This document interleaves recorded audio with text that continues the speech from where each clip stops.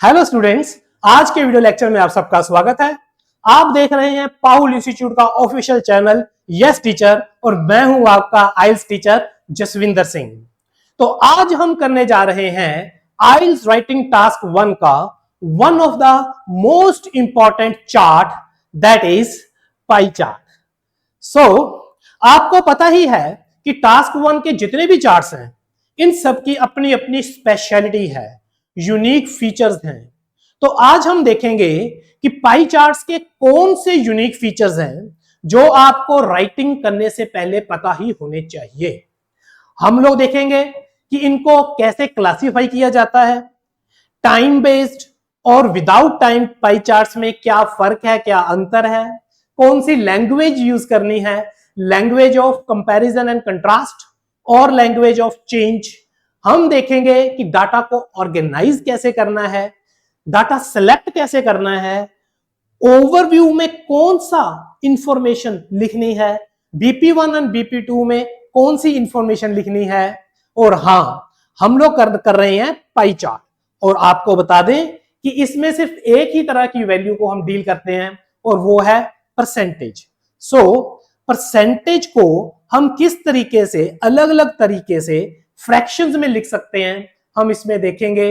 Vocabulary को कैसे अब हमने दिखाना है, वोकैबुलरी की रेंज एंड फ्लेक्सिबिलिटी, ताकि अच्छे से अच्छे बैंड स्कोर लिए जा सके। ये सभी रिक्वायरमेंट्स हम लोग आज अपने इस लेसन में देखने जा रहे हैं। एनिमेटेड स्लाइड्स के साथ आपके लिए ये पूरी क्लास, ये पूरे लेक्चर को बनाया गया है ताकि आप आसानी से विजुलाइज कर सकें, समझ सकें। तो स्टार्ट करते हैं आज की ये क्लास पाई चार्ट के ऊपर और स्टार्टिंग से समझते हैं एक एक कंसेप्ट को, एक एक फीचर को। तो आपके सामने है एक पाई चार्ट। तो इस पाई चार्ट में क्या इंफॉर्मेशन है और किसकी क्या स्टेटमेंट है, पहले हम ये देख लेते हैं। तो इसमें क्या है, लिखा हुआ है कि द चार्ट्स शो, ये जो चार्ट है ये दिखाता है the percentage of enrolments on 6 courses at local education college in the UK in 2010 and 2012। तो दो अलग अलग ईयर्स में 2010 एंड 2012, 2010 एंड 2012 में इन ये जो कोर्सेज हैं, ये कोर्सेज 6 जो कोर्सेज हैं ये यूके में लोकल एजुकेशन कॉलेज है वहां पे कोई, तो लोकल एजुकेशन कॉलेज में ये कोर्सेज 2010 में और 2012 में कितने कितने परसेंटेज में एनरोलमेंट्स इनमें हुई हैं। तो ये चार्ट हमें ये सब कुछ शो कर रहा है। तो बहुत ही क्लियर कलरफुल चार्ट है और आप देख पा रहे हो कि इसमें ये 6 कोर्सेज लिखे हुए हैं और यहाँ पे आपको जो है पाई में, फुल पाई में जो है आपको जो वैल्यूज दे रखी हैं that is only in percentage, क्योंकि पाई चार्ट ओनली परसेंटेज को ही डील करता है। तो सबसे पहले तो जब भी आपके पास पाई चार्ट आपके हाथ में आया तो सबसे पहले हमने ये देखना है कि ये टाइम फ्रेम पे है कि नहीं। मतलब can you see the time frame in the pie chart? क्या आप इस पाई चार्ट में टाइम फ्रेम को देख पा रहे हो? जी हां, हम लोग देख पा रहे हैं। आप देख पा रहे हो कि ये जो चार्ट बना हुआ है ये 2010 और 2012 के ऊपर बना हुआ है।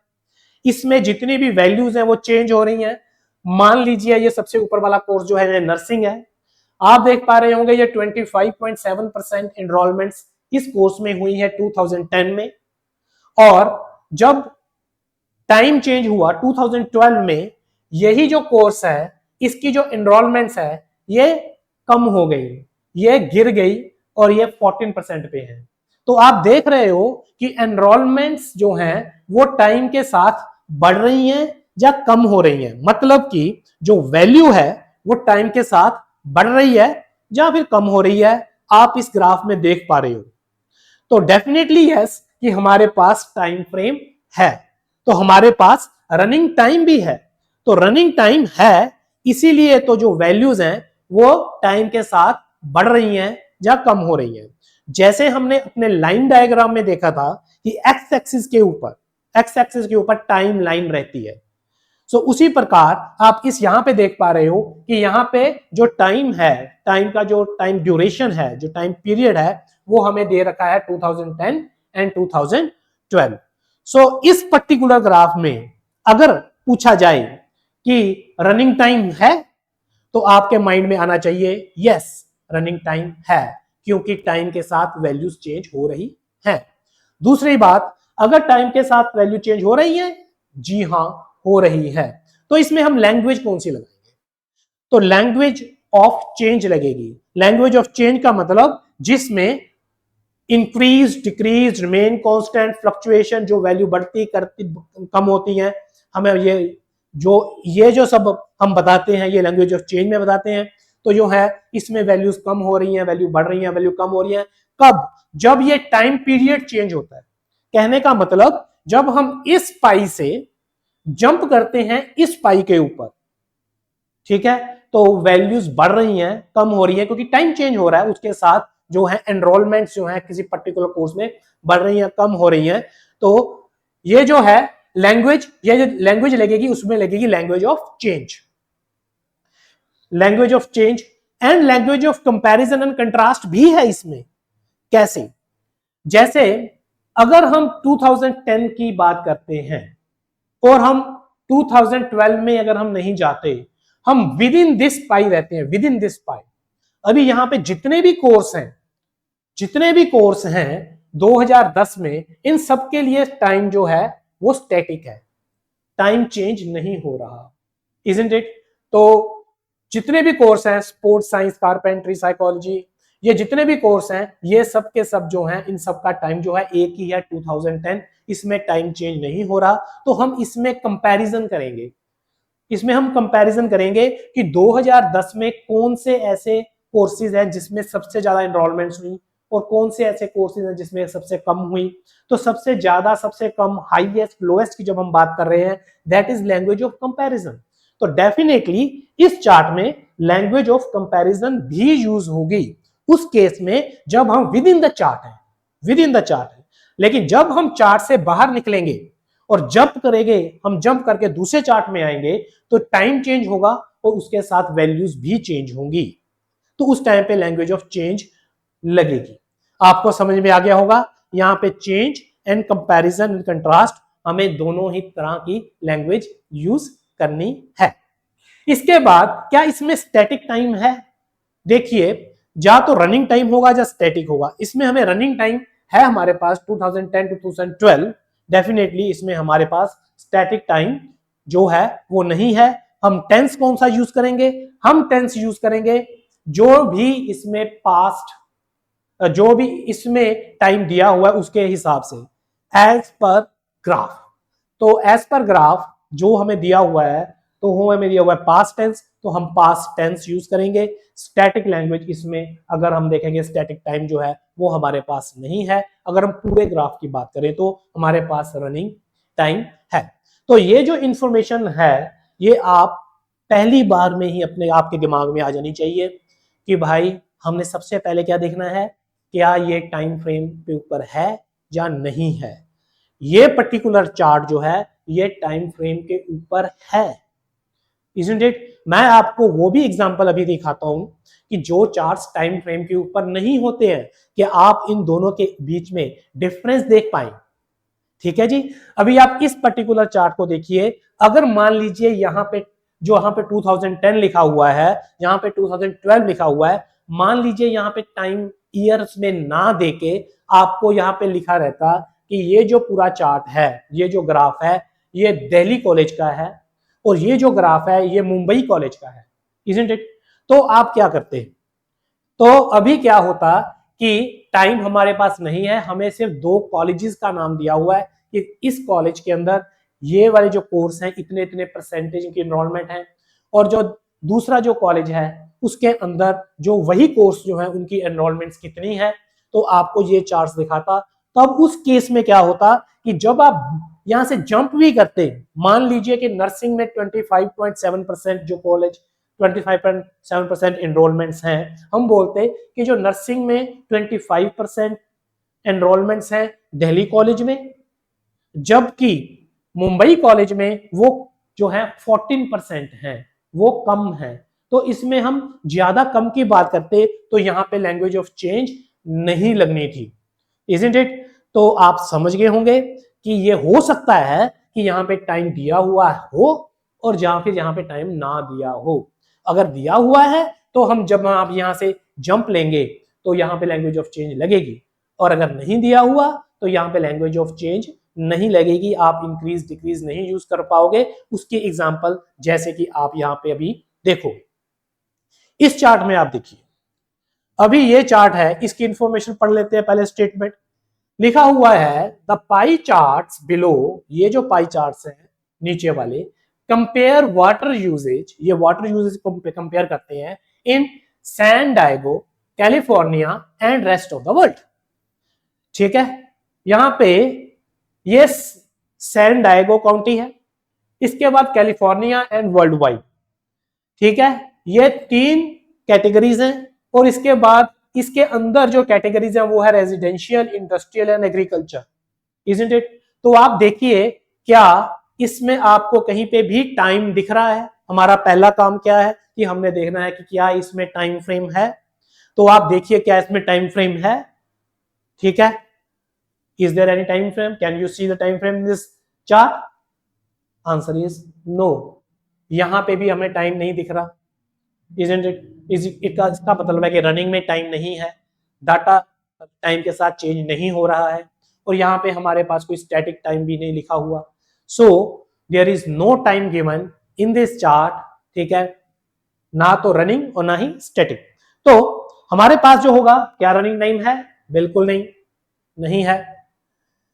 तो डाटा चेंज होता है, अगर रनिंग टाइम भी नहीं है तो डाटा कैसे चेंज होगा टाइम के साथ? बिल्कुल भी नहीं।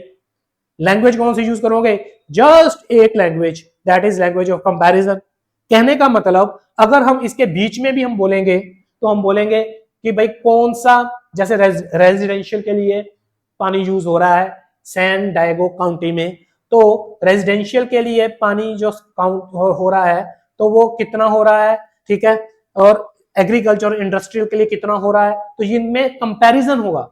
अगर हम बीच में इसमें देखें तो कंपैरिजन होगा, हम ये नहीं बोलेंगे कि ये बढ़ रहा है या कम हो रहा है, ये बढ़ कम नहीं हो रहा है, ये कंपैरिजन होगा इनमें, कौन सा ज्यादा कौन सा कम है। ऐसे ही इसके अंदर भी कंपैरिजन, इसके अंदर भी कंपैरिजन, ठीक है, अंदर तो कंपैरिजन होना ही है, लेकिन जब आप जंप भी करेंगे तो अब आप देखोगे कि यहाँ पे टाइम तो है ही नहीं है, तो टाइम तो चेंज नहीं हो रहा, तो भी बढ़ कम कुछ भी नहीं रहा है, तो भी कंपैरिजन नहीं हो रहा है, तो भी चेंज नहीं हो रहा, कंपैरिजन हो रहा है। हम यहाँ पे भी ये बोलेंगे सैन डायगो में, ठीक है, पानी ज्यादा कम ज्यादा है और कैलिफोर्निया में कम है। मान लो किसी में भी, जैसे कि रेजिडेंशियल में ले लो, यहाँ पे 60% है और जबकि यहाँ पे 39% है। हम कंपैरिजन कर रहे हैं, हम ये नहीं बता रहे कि ये बढ़ रहा है या फिर ये कम हो रहा है। तो आप समझ गए होंगे यहाँ पे टाइम नहीं है, तो यहाँ पे ओनली एक ही लैंग्वेज चलेगी, that is language of comparison. देखिए बहुत सारे स्टूडेंट्स जो कि इस लेक्चर को शायद पहली बार देख रहे हैं, हो सकता है उनके माइंड में ये चीज बड़ी अजीब लगे, जब उन्होंने पहली बार सुना हो कि ये लैंग्वेज ऑफ कंपैरिजन क्या है और ये लैंग्वेज ऑफ चेंज क्या है। मैं उन स्टूडेंट्स को ये चीज बता दूं कि हम अपने lesson number 10 and lesson number 9 and 10 में, इसी सीरीज में हम लोग ये चीज बहुत अच्छी तरीके से कवर कर चुके हैं, और आपको ये गुजारिश है, रिक्वेस्ट है कि आप लेसन नंबर 9 एंड 10 में को जाके एक बार देख लीजिए, आपके सभी डाउट्स क्लियर हो जाएंगे, और फिर इसके बाद आके ये वाली वीडियो आप देखिए, उसका डिस्क्रिप्शन में आपको लिंक मिल जाएगा। तो आगे चलते हैं। आपको पता है अभी इसमें टेंस, डेफिनेटली इसमें टेंस लगेगा only and only present indefinite tense, क्योंकि अगर यहाँ पे हमें नहीं पता हम पास्ट टेंस क्यों लगाएंगे? पास्ट टाइम हम तब लगाते हैं ना हम कंफर्म होता, तो यहाँ पे तो टाइम है ही नहीं है, तो इसको हम मानेंगे जब टाइम नहीं दिया होता, तो हम मान के चलते हैं कि आपको ये जो है लिखना है प्रेजेंट इंडेफिनिट टेंस में। तो इसके बाद क्या इसमें स्टैटिक टाइम है? यहाँ पे तो ना रनिंग टाइम है ना तो स्टैटिक टाइम है, नहीं तो हमें पता रहता कि हम, ठीक है, कौन सा टेंस लगाते हैं, तो हम एज पर ग्राफ लगाते हैं अगर स्टैटिक टाइम भी इसमें होता, इजंट इट। एक चीज और, जब भी हम इंट्रोडक्शन लिखते हैं किसी भी ग्राफ की, वो ओनली एंड ओनली होती है प्रेजेंट इंडेफिनिट में, और बाकी जो ओवरव्यू BP1 और BP2 है वो होते हैं एज पर ग्राफ, और इस केस में एज पर ग्राफ हम लिखेंगे प्रेजेंट टेंस में ही, ओनली प्रेजेंट टेंस में ही लिखेंगे, ठीक है जी। तो आगे चलते हैं। अभी जो हमारा मेन ग्राफ है वो तो टाइम के ऊपर ही है, ठीक है। 2010 में कितनी एनरोलमेंट्स हुई और 2012 में कितनी एनरोलमेंट्स हुई इन कोर्सेज में, एक local education college in the UK में, ठीक है। आपको अच्छी तरह से ये ग्राफ देख लीजिए, हम इसी ग्राफ के ऊपर, ठीक है, पूरी पूरी क्लास पूरी डिस्कशन करेंगे और आगे जाके इंट्रो ओवरव्यू BP1 BP2 इसी ग्राफ के ऊपर हम लिखने वाले हैं। सो आपको पहली बात जो है वो पता चल गई, जब भी आपके पास, ठीक है, पाई चार्ट आता है, जहां पे कोई भी ग्राफ आता है, वैल्यू ग्राफ वैल्यू चार्ट, तो सबसे पहले हमने यही देखना होता है कि आप वो टाइम फ्रेम पे है या टाइम फ्रेम पे नहीं है। तो इसको मैं आपको बता दिया कि time based time pie charts and without time pie charts, ठीक है, इन दोनों में क्या फर्क है और इन दोनों में कौन सी लैंग्वेज यूज करनी है। इसके बाद हमने क्या देखना है, इसके बाद हमने देखना है ऑर्गेनाइज करते हैं डाटा को, ठीक है। बिल्कुल, अभी यहां पे आप देख पा रहे हो कि टाइम फ्रेम को थोड़ा सा ग्राफ में बताया हुआ है और ज्यादा क्लैरिटी के लिए कि आपको ये चीज समझ में आ जाए। बार बार ये चीज बताई जा रही है वो सिर्फ इसलिए, किस लिए बार बार बताई जा रही है, वो सिर्फ इसलिए कि ये जो कंसेप्ट है ये सबसे इंपॉर्टेंट कंसेप्ट है। टाइम फ्रेम हमने देखना है, तो टाइम फ्रेम अगर है तो हमने देखना है क्या उसमें रनिंग है, टाइम रनिंग में है। अगर आपको टाइम रनिंग में मिलता है, जैसे कि अभी आपको 2010 और 2012 रनिंग में टाइम था हमारे पास, तो डेफिनेटली जो है चेंज हो रहा है with respect to time, values बढ़ कम रही हैं, आप ट्रेंड देख पाओगे। फिर इसके बाद उसमें लैंग्वेज ऑफ चेंज लगेगी। Language of change definitely increase decrease fluctuate remain constant ऐसी लैंग्वेज होती है, लेकिन इसमें language of comparison and contrast भी लगेगी, इजंट इट, कि जो ये ट्रेंड्स हैं इन ट्रेंड्स में आपस में कंपैरिजन होगा, इजंट इट। और पाई चार्ट के केस में विद इन द पाई जो है हम कंपैरिजन करेंगे, मतलब हम देखेंगे highest lowest more most fewer, हम देखेंगे लेस लीस्ट वैल्यूज। तो ये तो है, वैसे जो है हमारा जो पाई चार्ट है इसी केस में चल रहा है, हमारे पास रनिंग टाइम है, हमारे पास टाइम है। अगर स्टैटिक होता, रनिंग नहीं होता, ठीक है, टाइम रनिंग नहीं होता, तो हम क्या, उसमें कोई भी चेंज नहीं होता, तो लैंग्वेज ऑफ कंपैरिजन ही लगेगी, क्योंकि चेंज है नहीं है तो लैंग्वेज ऑफ चेंज लगेगा ही नहीं, इजंट इट। सो कौन सी लगेगी, हाईएस्ट लोएस्ट मोर मोस्ट वाली लैंग्वेज लगेगी, सिंपल। और इन केस हमारे पास टाइम नहीं है, नो टाइम, अगर टाइम है ही नहीं फिर तो बात ही खत्म है, न्यूट्रल है काम, इजंट इट। जैसे कि हमने अभी अभी चार्ट में देखा था, ठीक है, टाइम ना तो ऊपर स्टेटमेंट में था ना ही बीच में ग्राफ में था, तो टाइम है ही नहीं है तो न्यूट्रल है, न्यूट्रल है तो कोई चेंज हो ही नहीं रहा क्योंकि टाइम है ही नहीं है। इसमें भी लैंग्वेज ऑफ कंपैरिजन लगेगी, वही मोर मोस्ट हाईएस्ट लोएस्ट, यही वाली लेस लीस्ट वाली लैंग्वेज जो है लगेगी। एक चीज आपको मैं बता दूं कि लैंग्वेज ऑफ कंपैरिजन इनफैक्ट लग सब में रही है, इसमें भी लैंग्वेज ऑफ कंपैरिजन है, इसमें भी लैंग्वेज ऑफ कंपैरिजन है, इसमें भी लैंग्वेज ऑफ कंपैरिजन है। बस इस केस में, रनिंग केस में, ठीक है ना, क्योंकि टाइम लैंग्वेज ऑफ चेंज भी है, क्योंकि रनिंग टाइम के साथ वैल्यू भी चेंज होती है। और जो हमारा पर्टिकुलर केस अभी जो है वो रनिंग वाला है, जो हम पाई चार्ट को लेके चल रहे हैं 2010 और 2012 में जो है वैल्यूज जो है वो पाई चार्ट में चेंज हो रही है। तो अगर यहां पे, ठीक है, टाइम चेंज नहीं हो रहा होता तो हम न्यूट्रल, हम सिर्फ प्रेजेंट इंडेफिनिट में लिखेंगे उसको। और अगर हमारे पास टाइम दिया हुआ है तो डेफिनेटली जो है टेंस, वही टेंस यूज करेंगे, वही टाइम यूज करेंगे, पास्ट प्रेजेंट और फ्यूचर, जो कि हमें रनिंग टाइम में रनिंग या स्टैटिक में हमें दे रखा है। तो आपको ये सारा का सारा जो चार्ट है ये अच्छी तरह से समझ में आ गया होगा। तो आगे चलते हैं। सेकंड जो है आपके दिमाग में सीधा आना चाहिए कि अभी हमें डाटा को ऑर्गेनाइज करना है, हमने देखना है कि इसमें कौन सा डाटा मोस्ट इंपॉर्टेंट है, ठीक है, जो हमने ओवरव्यू में लिखना है। हमने देखना है कि हमने कौन सा डाटा, कौन सी इंफॉर्मेशन हमने BP1 में लिखनी है और कौन सी इंफॉर्मेशन BP2 में लिखनी है। तो ये सारी की सारी जो प्लानिंग है ये भी आप राइटिंग करने से पहले ही अपने माइंड में बिठा लेंगे, ठीक है जी।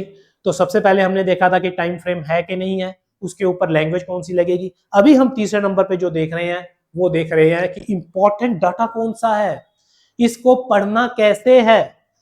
और मैं आपको बहुत अच्छे ट्रिक्स बता रहा हूं तो उसको आप बहुत ध्यान से देखिए कि पाई चार्ट को कैसे पढ़ना है, इसमें से इंपॉर्टेंट डाटा कैसे सिलेक्ट करना है, इजंट इट? क्योंकि ओवरव्यू में हम सबसे इंपॉर्टेंट डाटा लिखते हैं, हमने ओवरव्यू लिखना है इसका, ठीक है? तो हमें डाटा पढ़ना कैसे है, ग्रुप कैसे करना है, उसके लिए ट्रिक क्या है? सबसे पहले देखिए, ये 2010 का जो पाई है, पाई चार्ट है, और ये इसको है, ये है 2012 का। हम एक एक करके चलते हैं।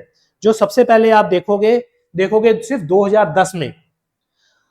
अभी आप 2010 में अगर देख रहे हो तो टाइम तो चेंज नहीं हो रहा ना। यहां पे हम इसके अंदर घूमेंगे ऐसे, इसके अंदर जब हम घूम रहे हैं टाइम तो चेंज नहीं हो रहा, सबके लिए टाइम तो सेम है 2010 2010। टाइम तो स्टैटिक है, टाइम तो स्टेशनरी है, खड़ा है, ठीक है?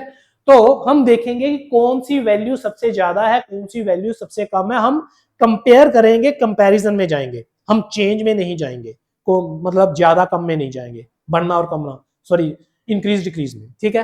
तो यहां पे हम घूमते घूमते देखेंगे कि सबसे ज्यादा कौन सी है, दैट इज ये 27%, ठीक है?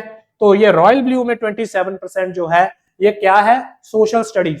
सोशल स्टडीज में जो है एनरोलमेंट्स 2010 में सबसे ज्यादा हुई है, तो ये सबसे इंपॉर्टेंट डाटा है इस पार्ट का, इजंट इट? भी सबसे ज्यादा एनरोलमेंट्स हुई हैं, सबसे बड़ा पार्ट है ये 27%। दूसरे नंबर पे ये 25.7% और ये है नर्सिंग, इजंट इट? तो सबसे इंपॉर्टेंट वैल्यूज कंपैरिजन में कौन सी होती हैं? अपने दिमाग में ये चीज बिठा लीजिए, highest, second highest and lowest, सीधा लोएस्ट। अगर इसमें देखेंगे कि लोएस्ट कौन सी है, and that is 8%, it is carpentry. और अगर आपने और भी लिखना है, आपके पास गुंजाइश है, अगर आपको लग रहा है कि वर्ड्स अभी हैं और टाइम है, अगर आपने लिखना है तो हम सेकंड लोएस्ट फिर आप देखेंगे कि कौन सी है, ठीक है? तो वो है सेकंड लोएस्ट में अगर हम जाएंगे तो that is 11%, 11.9%, that is sports science. तो हमने देखा हम क्या कर रहे हैं, हम कर रहे हैं कंपैरिजन, इसके अंदर अंदर कंपेयर कर रहे हैं, क्योंकि कंपेयर ही कर सकते हैं, क्योंकि टाइम तो खड़ा है, टाइम तो स्टेशनरी है। तो हमने देखा कि highest value, isn't it? Highest value कौन सी है, दैट इज 27% सोशल स्टडीज। हमने देखा फिर सेकंड हाईएस्ट, फिर हमने देखा लोएस्ट, फिर देखा सेकंड लोएस्ट। सेकंड लोएस्ट तक तो बात जाती ही नहीं है इनफैक्ट आमतौर पे, लेकिन फिर भी आप इसको भी अपने रखो अपने पास, क्योंकि डाटा सिलेक्शन करने में हमारे पास उतना ही आसानी हो जाती है जितने हमारे पास ज्यादा फील्ड्स रहते हैं, ठीक है? तो हाईएस्ट, सेकंड हाईएस्ट, लोएस्ट, तीसरे नंबर पे लोएस्ट है, सेकंड लोएस्ट नहीं है, और उसके नीचे जो इंपॉर्टेंट इंफॉर्मेशन होती है, ठीक है, हम मान के चल सकते हैं कि सेकंड लोएस्ट। तो ये जो है आपने पहले इसमें से निकाल लिया, ठीक है? और पक्की बात है हाईएस्ट को हमने सबसे ज्यादा प्रायोरिटी देनी है, वही काम हम इसमें भी करेंगे, ठीक है जी? इसमें अगर आप देखो कंपैरिजन, ठीक है, यहां पे आप देखोगे पूरे के अंदर, तो यहां पे स्पोर्ट्स साइंस, ये जो ग्रीन कलर में है 25.5%, ये हाईएस्ट है। इसके बाद सेकंड पे सोशल स्टडीज, फिर इसके बाद लोएस्ट जो है, इसमें भी कारपेंट्री है, इसमें भी कारपेंट्री थी, इसमें भी कारपेंट्री है, और सेकंड लोएस्ट जो है वो है साइकोलॉजी, जो कि है 16%, ये रही, ठीक है? ये सेकंड लोएस्ट है। तो हमने क्या देखा, हमने देखा वैल्यूज सबसे ज्यादा और सबसे कम विद इन द पाई, क्योंकि इसमें हम कंपैरिजन ही कर सकते हैं। आपके पास जो ये वैल्यूज आपने सिलेक्ट की, आपने निकाली, एक्सट्रैक्ट कर चुके हो, इजंट इट? इसकी क्या सिग्निफिकेंस है, हमने क्यों निकाली है? क्योंकि अभी मान लो कि आपने ओवरव्यू लिखना है, इसको देखते ही आपने ओवरव्यू लिखना है, तो इन दोनों को देख के आप ओवरव्यू बहुत आसानी से लिख सकते हो। आप बोल सकते हो कि 2010 में हाईएस्ट एनरोलमेंट्स हुई हैं सोशल स्टडीज में, जबकि 2012 में हाईएस्ट जो एनरोलमेंट्स हुई हैं वो स्पोर्ट्स साइंस में हुई हैं, इजंट इट? आप लिख सकते हो overall it can be seen that the highest enrolments were, ठीक है ना, in social studies in 2010, whereas 2012 witnessed the highest enrollments in sports science. तो ये आपका ओवरव्यू हो गया। देखो ओवरव्यू हमने कंपैरिजन से ओवरव्यू को निकाल लिया। मैं आपको बता रहा हूं, हमारे पास दो लैंग्वेजेस हैं। लैंग्वेज ऑफ कंपैरिजन भी इसमें यूज हो रही है क्योंकि हम with in the graph, time change नहीं हो रहा। लैंग्वेज ऑफ चेंज भी हो रही है, जब मैं यहां से जंप लूंगा बाहर दूसरे पे जाऊंगा, टाइम चेंज होगा तो मैं यहां पे लिखूंगा इंक्रीज हो रही है कि डिक्रीज हो रही है 2012 में। ठीक है, तो मैं कंपैरिजन के हिसाब से इंपॉर्टेंट डाटा एक्सट्रैक्ट कर रहा हूं। अभी मैं आपको बताऊंगा कि आप चेंज के हिसाब से भी इंपॉर्टेंट डाटा को एक्सट्रैक्ट कर सकते हो, इसीलिए तो इंपॉर्टेंट डाटा आपको सिलेक्ट कैसे करना है, कैसे आपको ग्रुपिंग करनी है। तो एक तो तरीका जो है वो आपके सामने जो है वो लिखा हुआ है। हमने देख लिया हाईएस्ट, सेकंड हाईएस्ट, लोएस्ट, यहां पे भी देख लिया highest, second highest, lowest, second lowest भी आप देख सकते हो। और फिर इसके बाद जो हाईएस्ट है, ठीक है, उनको पकड़ के चलो ओवरव्यू के लिए, सिंपल। तो ये तो हो गया एक तरीका, बहुत सिंपल है, आपको समझ में आ गया होगा। इसके बाद ठीक है, आप देखिए कि कौन से कोर्स, मैं ये एक्स्ट्रा बता रहा हूं इसी तरीके में क्योंकि आपको यहां पे और भी अच्छी इंफॉर्मेशन एज पर चेंज भी मिल सकती है कि कौन से कोर्स यहां पे आपको दिख रहे हैं। जैसे कि स्पोर्ट्स साइंस आपको दिख रहा है यहां पे सेकंड लोएस्ट पे, मतलब 4th नंबर पे इसकी इंफॉर्मेशन की इंपॉर्टेंस है, ठीक है ना। तो यहां पे दिख रहा है, यहां पे ये फर्स्ट पे है, isn't it? तो आपको यहां पे सोशल स्टडीज दिख रहा है और यहां पे सोशल स्टडीज यहां पे भी है, ये देखिए आपको यहां पे दिख रहा है। आपको यहां पे कारपेंट्री दिख रही है, ये स्पोर्ट्स साइंस दिख रही है, ठीक है, कारपेंट्री दिख रही है, वो आपको स्ट्रेट यहां पे भी तीसरे नंबर पे है, लोएस्ट है, इधर भी लोएस्ट है। और ये जो है, जो सबसे ज्यादा लीस्ट इंपॉर्टेंट इंफॉर्मेशन थी, यहां पे सबसे इंपॉर्टेंट इंफॉर्मेशन है 2012 की, यहां पे लीस्ट इंपॉर्टेंट है, यहां पे मोस्ट इंपॉर्टेंट इंफॉर्मेशन है, ठीक है, किसकी, स्पोर्ट्स साइंस को लेके, isn't it? यहां पे ओनली 11.9% सबसे कम एनरोलमेंट्स थी 2010 में, लेकिन 2012 में सबसे ज्यादा एनरोलमेंट्स है 25.2, 25.5%। सो आप देखिए कि ये चेंज हो रहा है, ये जो है ये डाटा चेंज हो रहा है। स्पोर्ट्स साइंस तो वही है, लेकिन जो है वैल्यू चेंज हो गई, 11% से 11.9% से 25.5% पे चली गई। आप यहां पे ग्राफ में देखिए, ठीक है, यहां पे 11.9% जो है ये बढ़ गई, इंक्रीज हो गई, और ये 25.5% हो गई, और ये सबसे बड़ी है यहां पे ये सबसे ज्यादा है। तो आप ये वाली जो इंफॉर्मेशन है चेंज के हिसाब से आप ये भी लिख सकते हो, चेंज के हिसाब से आप ओवरऑल लिख सकते हो कि सबसे ज्यादा जो चेंज हुआ है या फिर सबसे ज्यादा जो वैल्यू बढ़ी है, इनरोलमेंट्स बढ़ी हैं, वो स्पोर्ट्स साइंस में बढ़ी हैं, स्पोर्ट्स साइंस में बढ़ी हैं, isn't it? सो जो स्पोर्ट्स साइंस है उसने विटनेस किया, sports science has witnessed the highest change, the majority of change, the highest change, ठीक है ना, is witnessed by sports science course, ठीक है ना, during the period। और मैं ये पीरियड की बात बोलूंगा, why? Because 2010 भी है और 2012 भी है, during the 2-year period from 2010 to 2012, isn't it? तो आप चेंज के हिसाब से भी चल सकते हो, ठीक है, लेकिन ये जो पर्टिकुलरली जो आपको बताया गया है ये कंपैरिजन को मेनली बताया गया है। चेंज को अगर आपने इससे भी अच्छी तरीके से देखना है तो हम इसको चेंज के हिसाब से ही देखते हैं, ठीक है, तो इसको आप चेंज के हिसाब से ही देखो। ये देखो, ये है हमारे पास चार्ट, अभी हम चेंज को लेके चलते हैं, ठीक है। चेंज क्या है, जब हम यहां से यहां पे जंप कर रहे हैं, जब हम 2010 से 2012 की ओर जा रहे हैं, तो उस टाइम पे हमारी कोर्सेज की वैल्यूज जो है वो चेंज होंगी, एनरोलमेंट्स चेंज होंगी, तो हम देख सकते हैं ट्रेंड।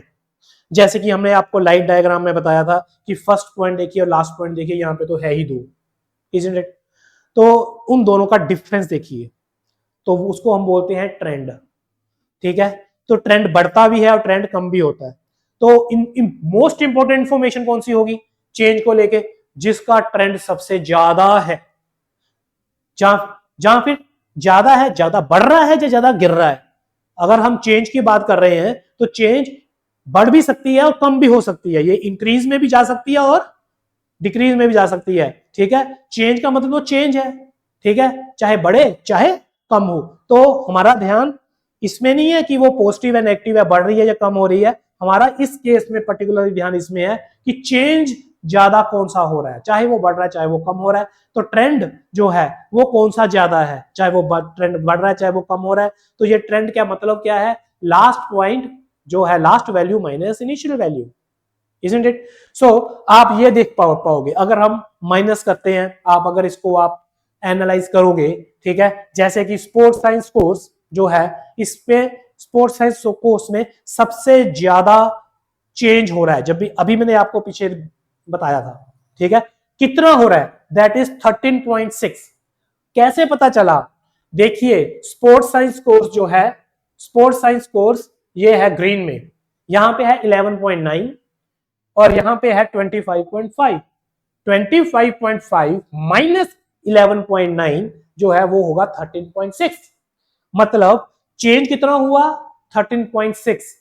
हम बोलेंगे 13.6% एनरोलमेंट ज्यादा हुई है, ठीक है, 2012 में जो है इंक्रीज हुई है बाय 13.6। ठीक है, तो इसमें इंक्रीज हुआ है, चलो चाहे इंक्रीज चाहे डिक्रीज, ठीक है, वो हम देख नहीं रहे हैं, हम तो सिंपली ये देख रहे हैं कि चेंज। दूसरे नंबर पे चेंज हुआ है नर्सिंग में। अब आप नर्सिंग में देखो, नर्सिंग है जो ब्लू, इसमें क्या 25.7, तो यहाँ पे है 14, isn't it? अगर आप 25.7 माइनस 14 बोलोगे वो आएगा 11.7। इस केस में अभी नर्सिंग तो नीचे जा रहा है, ठीक है, स्पोर्ट्स साइंस ऊपर जा रहा है, तो इसका ट्रेंड अपवर्ड है, उसका डाउनवर्ड है, लेकिन हम तो चेंज देख रहे हैं, ठीक है, तो जिसमें हम प्लस माइनस तो देख ही नहीं रहे हैं। तो डेफिनेटली इसी तरीके से हमने सभी का देख लिया और हमने देखा कि मैक्सिमम जो है मैक्सिमम चेंज और हमने देखा मिनिमम चेंज ये है, और बीच में ये सभी चेंज लगे हुए हैं। डेफिनेटली हमारा जो सबसे इंपॉर्टेंट इंफॉर्मेशन है वो फर्स्ट टू है जहां फिर लास्ट है, वैसे ही है, ठीक है। तो हम इस केस में आप बोल सकते हो कि सबसे ज्यादा चेंज स्पोर्ट्स साइंस कोर्स में हुआ, सबसे ज्यादा चेंज किसमें हुआ, स्पोर्ट्स साइंस कोर्स में। तो यहां पे हमने चेंज देखा। आप एक बार फिर से देखिए, ये जो पीछे वाली जो स्लाइड थी, यहाँ पे हमने कंपैरिजन देखा था कि जस्ट कौन सा हाईएस्ट और कौन सा लोएस्ट दोनों का, ठीक है, ठीक है, हमें थोड़ा सा आइडिया चेंज का भी लग गया था इसमें, isn't it? कि कौन सी सबसे ज्यादा चेंज हो रही है। लेकिन ये जो चीज है जिसमें हमें चेंज और कंपैरिजन दोनों ही दिख रहे हैं, ठीक है ना, ये हमें डाटा सिलेक्शन करने में हमें और भी ज्यादा हेल्प मिलती है इससे, जब हम BP1 और BP2 लिखेंगे। अभी BP1 और BP2 की भी हम बात यहां पे ही कर लेते हैं, हमने तो अभी सिर्फ यही डिस्कस किया कि सबसे इंपॉर्टेंट डाटा कौन सा है। लेकिन अभी हम देखते हैं कि हम BP1 में कौन सी इंफॉर्मेशन लिखे और BP2 में कौन सी इंफॉर्मेशन लिखे, isn't it? तो हम क्या करते हैं यहां पे कि BP1 में अगर हम कंपैरिजन के हिसाब से जा रहे हैं तो सबसे ये जो है एक तो ले लेते हैं सोशल स्टडीज, दूसरा ले लो नर्सिंग, और तीसरा क्या कारपेंट्री ले ले। वैसे तो देखा जाए तो कारपेंट्री लेना चाहिए क्योंकि लोएस्ट है ये, isn't it? लेकिन हम यहां पे थोड़ा सा दिमाग लगाएं तो देखें कि स्पोर्ट्स साइंस जो है, स्पोर्ट्स साइंस जो सेकंड लोएस्ट है, लेकिन ये आगे सबसे ज्यादा बढ़ भी तो यही रही है, isn't it? जबकि ये इसका चेंज जो है, इसका तो चेंज ही नहीं हो रहा है। तो डेफिनेटली अगर हम चेंज को भी साथ में क्लब करके थोड़ा सा देख ले तो ज्यादा इंपॉर्टेंस जो है वो इसकी बनती है, ठीक है। तो हम लोग क्या करेंगे BP1 में, ठीक है, जब हम BP1 लिखेंगे, ठीक है, तो BP1 में जो हम 3 कोर्स लिखने वाले हैं, ठीक है, तो वो कौन कौन से होंगे, वो होंगे, सबसे पहले हम लिखेंगे, ठीक है, ये एक लिखेंगे हम सोशल स्टडीज, और लिखेंगे नर्सिंग, और तीसरे पे हम लिखेंगे, ठीक है, समझ में आ गया आपको। और हम जो BP जो है वो स्टार्ट कहां से करेंगे, हम स्टार्ट सोशल साइंस से भी कर सकते हैं, ठीक है, क्योंकि इसका चेंज सबसे ज्यादा है, दूसरे नंबर पे नर्सिंग का है, तो तीसरे, और ये जो स्पोर्ट्स साइंस है इसका तो सबसे कम चेंज है, ठीक है, तो ये जो है स्पोर्ट्स साइंस जो है, ठीक है, लेकिन आप यहाँ पे देख पा रहे हो, ठीक है, कि ये इसका जो है, ये जो है सबसे डाउन से सबसे लीस्ट से सबसे मोस्ट इंपॉर्टेंट इंफॉर्मेशन बनी है, तो आप स्पोर्ट्स साइंस को नंबर 1 पे भी रख सकते हो, अप टू यू। लेकिन हमने यहाँ से 3 जो है कोर्सेज निकाल लिए, हम इन 3 कोर्सेज को BP1 में लिखने वाले हैं, और फिर इसके बाद BP2 बच गया, तो BP2 में कौन से लिखेंगे, ठीक है, अभी मैं यहाँ पे लिखता हूं, मान लो कि BP2, अभी BP2 में कौन से आएंगे, ठीक है, BP2 में आएंगे, ठीक है, अभी जो बच गए, बचे हुए में भी हम देखेंगे कि कौन से कोर्सेज ऐसे हैं जिसका चेंज देखेंगे, ठीक है, तो उसके हिसाब से अगर हम देखें तो BP2 में, ठीक है, कौन कौन से बच गए हैं हमारे पास फिर इसके बाद देखो बचा इंजीनियरिंग, देखिए इंजीनियरिंग जो है 12 से 18 गया, 6% तकरीबन 6.2% हुआ, तो ठीक है, पहले इंजीनियरिंग लिखेंगे, ठीक है, फिर इसके बाद दूसरे नंबर पे कौन सा है, ठीक है, ये 15 है और ये 16 है, ये 1% चेंज हो रहा है, ठीक है, और जो सबसे कम है वो है 8 और 5, ठीक है, तो चेंज के हिसाब से हम कारपेंट्री लिखेंगे इसके बाद, क्योंकि इसमें, ठीक है, क्योंकि इसमें जो है जो चेंज हो रहा है वो 3% हो रहा है, और इसमें तो जस्ट 1% ही हो रहा है, ठीक है, तो इसके बाद आ गया साइकोलॉजी।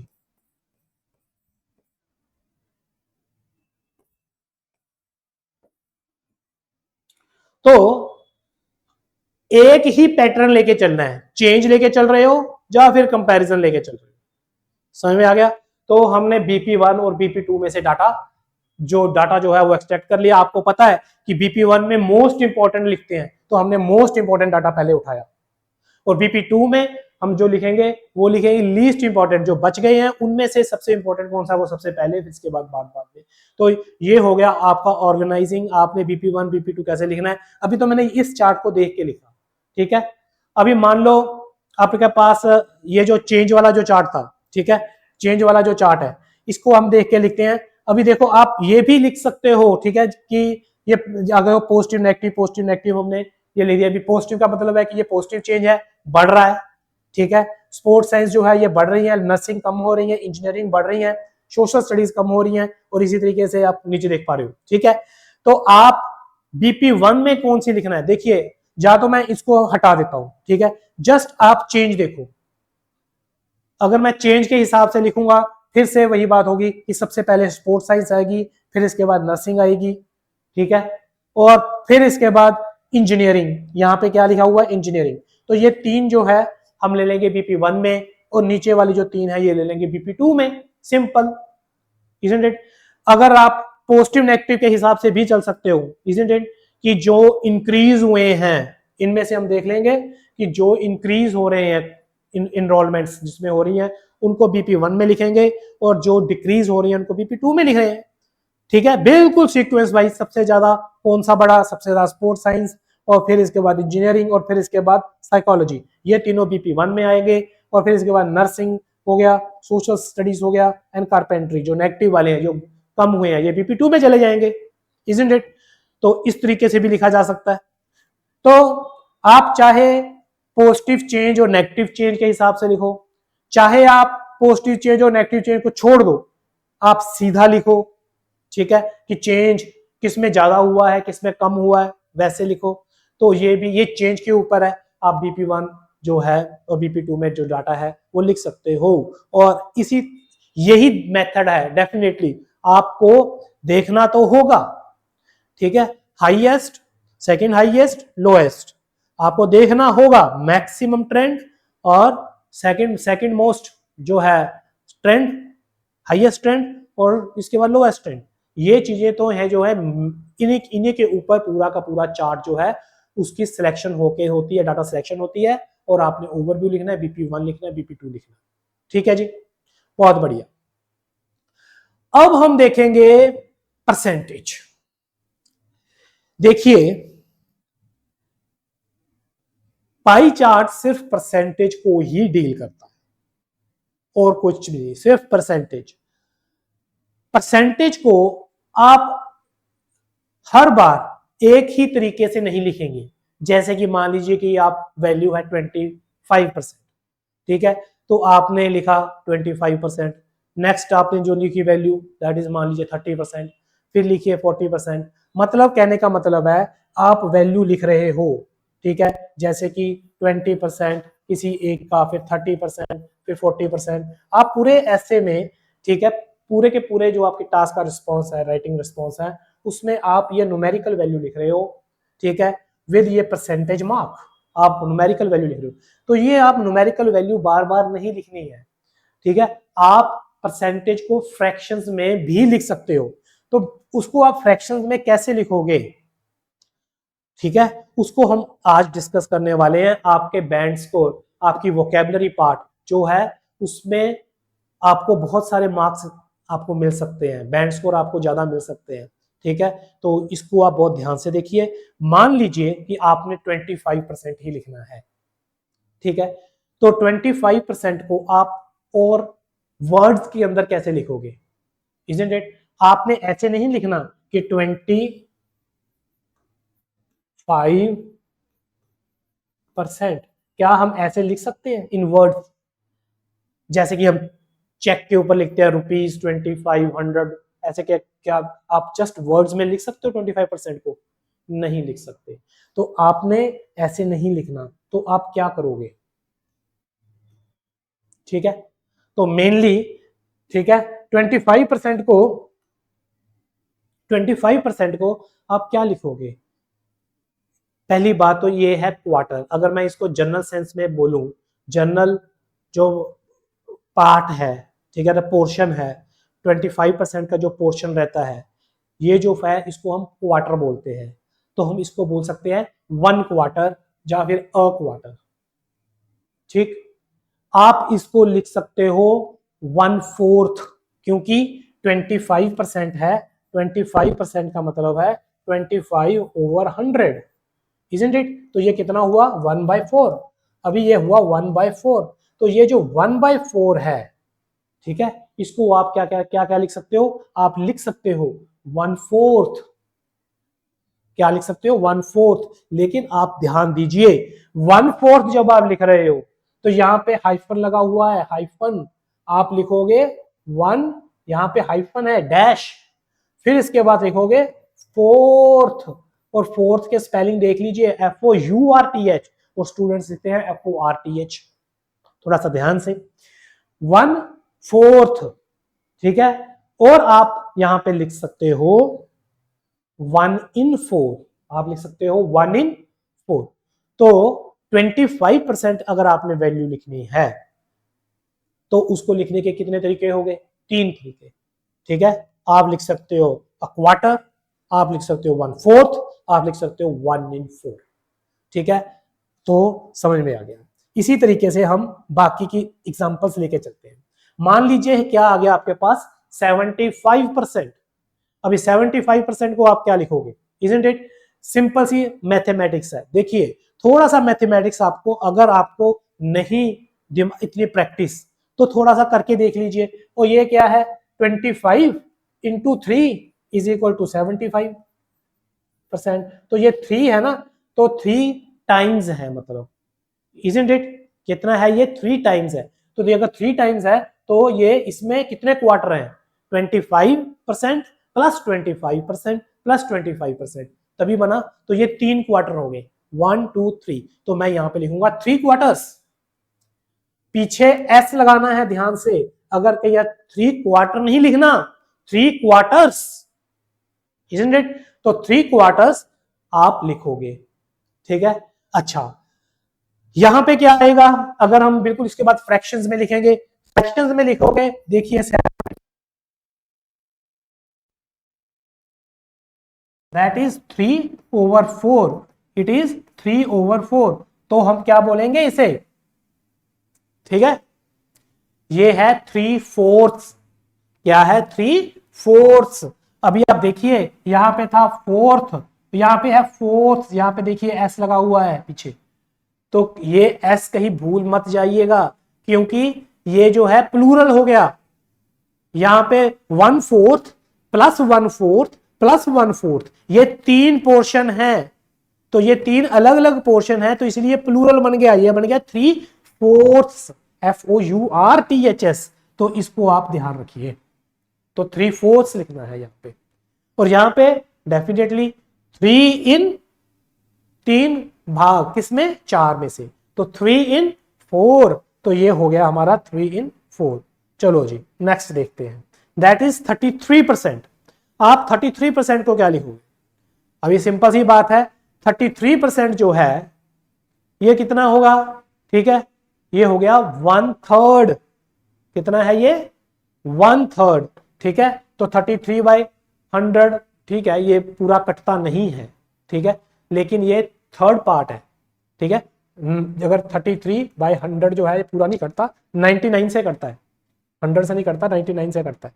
तो 99 होता तो 33 प्लस 33 प्लस 33 99, 1% बच गया, इसलिए 33.33333% होता है थर्ड पार्ट। तो हम डेसिमल्स को थोड़ा सा इग्नोर करते हैं, हम लोग जस्ट राउंड फिगर में लेके चलते हैं। तो 33 जो है ये 1/3 है, ये क्या है? 1/3। तो ठीक है, यहां पे हमने कुछ नहीं लिखा, लेकिन आप यहां पे अ थर्ड लिख सकते हो, THIRD थर्ड। लेकिन अगर आपने 1/3 लिखना है तो बीच में हाइफन आएगा, 1/3 के बीच में हाइफन लगेगा, और यहां पे आएगा 1/3, 1/3। तो आप देखिए कि आप न्यूमेरिकल वैल्यू को आप किस तरीके से फ्रैक्शंस में जर्नलाइज करके लिखोगे। Isn't it? ये वोकैबुलरी पार्ट है, इजंट इट? आगे देखिए, आप इसको क्या लिखेंगे? 67%। सिंपल सी बात है, 33 इंटू 33 इज 66, मतलब 33.3333 प्लस 33.333, इट इज 66.6666, क्योंकि 0.5 से ऊपर है, इजंट इट? तो हम इसे राउंड फिगर करके बोल देंगे 67%। सो ये क्या है? ये मतलब कि 1/3 प्लस 1/3 है, ठीक है। तो ये यहां पे तो जो जनरलाइज कुछ भी नहीं होगा, ये होगा 2/3, 1/3 प्लस 1/3 हो गया 2/3, और जहां पे 2 इन 3, 2 इन 3, एक और लेके चलते हैं, यहां पे है 20%। अभी 20% है, अगर आपने यहां पे लिखना है तो आप लिख सकते हो, अभी 20/100 इज इक्वल टू 1/5, 1/5, तो 1/5 है, तो ये तो फिफ्थ पार्ट हो गया, 5वां हिस्सा है ये। तो आप यहां पे लिख सकते हो अ फिफ्थ,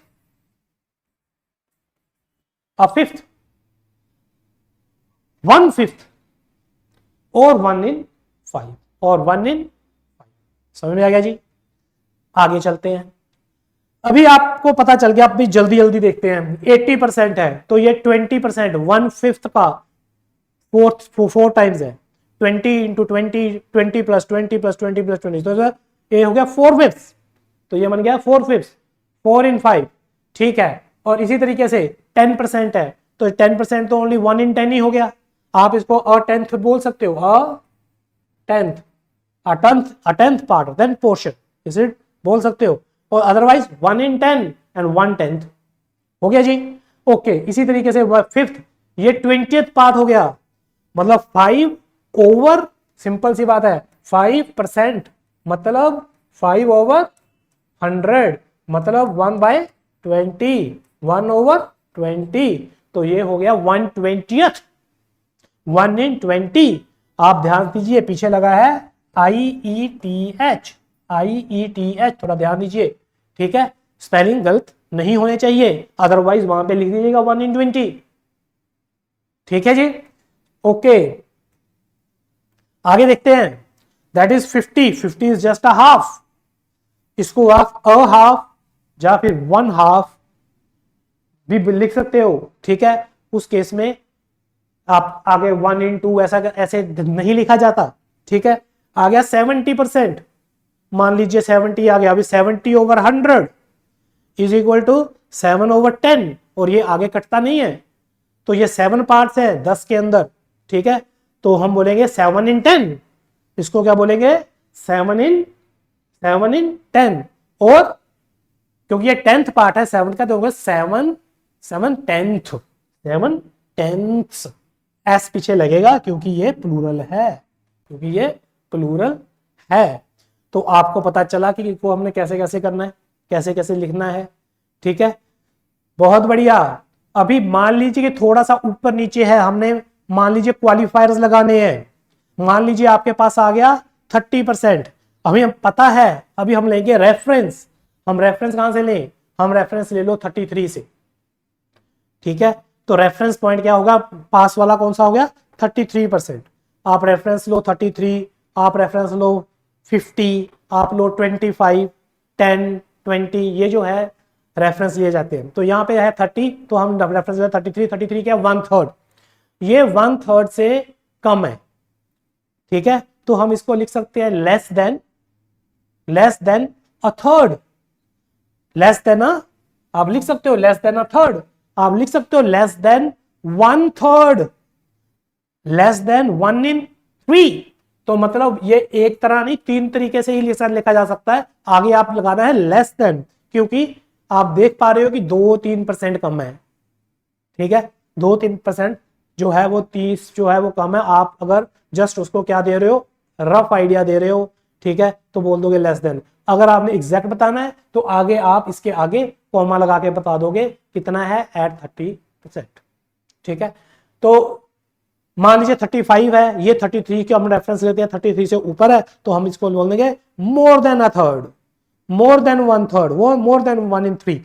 तो मोर देन अ थर्ड ये होगा 35%। ठीक है जी, ओके। 45 को क्या बोलेंगे? 45 का रेफरेंस लो 40 से। कहां से लें? 40 से। तो 40 क्या चीज है? 40 को हम क्या बोलेंगे? ठीक है ना, तो आप बोलोगे कि 40%। अगर आप नहीं पता तो 40/100, तो ये हो गया 2/5। ये है 2/5। क्या है ये? 2/5। और ये क्या है? More than. ठीक है ना, 4-5% ज्यादा है, आप बोलोगे मोर देन 2/5। पीछे एस लगेगा क्योंकि ये 2 है। अगर 1/5 होता है 2/5 होता है। और दूसरा जो है यहाँ पे बीच में हाइफन आपने लगाना है। ओके, मान लीजिए 55 आपके पास है, तो इसका हम लेंगे हाफ से, तो हम लिख देंगे ठीक है, मोर देन हाफ। ठीक है, मोर देन हाफ, यहाँ पे और नहीं लगेगा, मोर देन हाफ। ठीक है जी, आपके पास वैल्यू है 15%। 15% को क्या लिखोगे? ठीक है, इसका रेफरेंस लेंगे हम 10% से, 1/10 या 1/10 से लेंगे, तो मोर देन। अच्छा, इन्होंने लिखा less than a fifth, less than a fifth, क्योंकि जो 10%, ओ सॉरी, इन्होंने लिया 20% से, 20% से, क्योंकि ये लेस देन करके लिखा है, लेस देन 20%। और जो 20% क्या होता है? 1/5, अ फिफ्थ। ठीक है जी, क्लियर। नेक्स्ट 77%। देखिए क्वालिटी, हम क्वांटिफायर्स यूज करते हैं। मान लीजिए अगर तो 3-4-5% का फर्क है, तो आप लगा रहे हो मोर देन लेस देन। अगर फर्क कम है तो आप लगाओगे more than, more sorry, almost, nearly, approximately, just above, just below. ऐसे आप इनको, इन क्वालिफायर्स को लगाओगे। तो हम क्वालिफायर्स पहले भी लैंग्वेज ऑफ कंपैरिजन में एंड कंट्रास्ट में किया हुआ है, तो उसी वही क्वालिफायर सेम है। तो वो कैसे होगा? जैसे कि 77 है, हम लेंगे रेफरेंस 75 से। ठीक है, तो हम इसको, हम वही जो क्वालिफायर्स है, क्वालिफायर्स लगाते हैं। यहां पे लिखा जस्ट ओवर 3/4, क्योंकि 75 क्या है? 3/4। हमने उसके साथ लिख दिया जस्ट ओवर 3/4।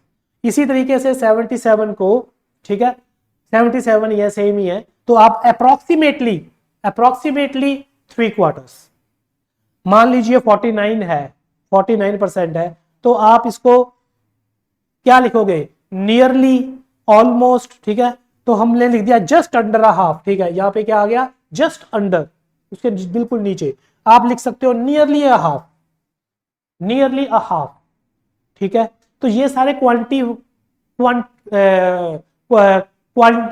क्वांटिफायर्स हैं। तो 32 जो है, मैं गलत बोल रहा हूं, ये सब क्वालिफायर्स हैं, क्वालिफाई करते हैं, क्वालिफायर्स हैं। सो ये जो है 32% जो है, ये क्या है? ठीक है, अब हम 33 से इसका लेते हैं, तो जस्ट ये बिल्कुल नीचे है, तो हम बोलेंगे this is almost a third. ठीक है, तो हमने जितने भी वर्ड्स लिखे ऑलमोस्ट,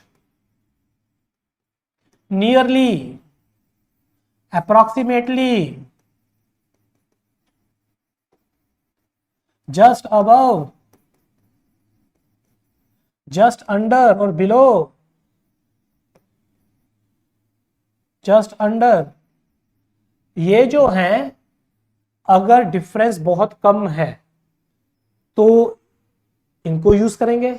अगर ज्यादा है, आप ज्यादा रफली बता रहे हो, 4-5% का फर्क है, 3-4%, 5% का, 6% का फर्क है, तो आप मोर देन और लेस देन करके आप बताओगे। ठीक है, तो उम्मीद है कि आपको ये सब कुछ समझ में आ गया होगा। अभी तो हमने पाई चार्ट लिखना स्टार्ट भी नहीं किया, स्टार्ट करना है, लेकिन स्टार्ट करने से पहले आप अभी देख लीजिए आपको कितना कुछ पता होना चाहिए। क्या आपको ये सब कुछ कहीं पे पढ़ाया पहले किसी ने? क्या आपको ये सब कुछ पहले कभी पता था? ठीक है, आप ध्यान से सोचिए। तो अगर आपने अच्छे बैंड स्कोर लेने हैं, अच्छा परफॉर्म करना है, आइल्स को फर्स्ट अटेम्प्ट में निकालना है, तो डेफिनेटली ये जो साइलेंट फीचर्स हैं, ये जो यूनिक फीचर्स हैं, ठीक है, एक एक पॉइंट जो है वो ध्यान देने वाला है। तो इसको आप नोट्स बनाइए, इसको, इस वीडियो को बार बार देखिए, और फिर इसके बाद आप जब पाई चार्ट को अटेम्प्ट करेंगे, ठीक है ना, अभी तो हमारा पार्ट सिर्फ कौन सा बचा है, ग्रामर पार्ट देखना है, सेंटेंस फॉर्मेशन पार्ट देखनी है। हमें पता चल गया कि हमने क्या लिखना है और उसमें कैसे लिखना है। अभी हमने देखना है आगे ग्रामर पार्ट, और उसको हम रियल राइटिंग में देखेंगे। रियल राइटिंग हमारी जो है वो नेक्स्ट हमारी वीडियो सेशन में होगी, और उम्मीद है कि आप इसको एक बार अपने आप प्रैक्टिस कर लोगे, आप इसको देख लोगे, और फिर इसके बाद नेक्स्ट जो है हम रियल राइटिंग करने जा रहे हैं, और रियल राइटिंग में देखेंगे कि किस तरीके से अच्छा, बेहतरीन, अच्छे बैंड स्कोर वाला कैसे ऐसे लिखा जाता है। और तब तक के लिए इजाजत दीजिए। नमस्कार, जय हिंद।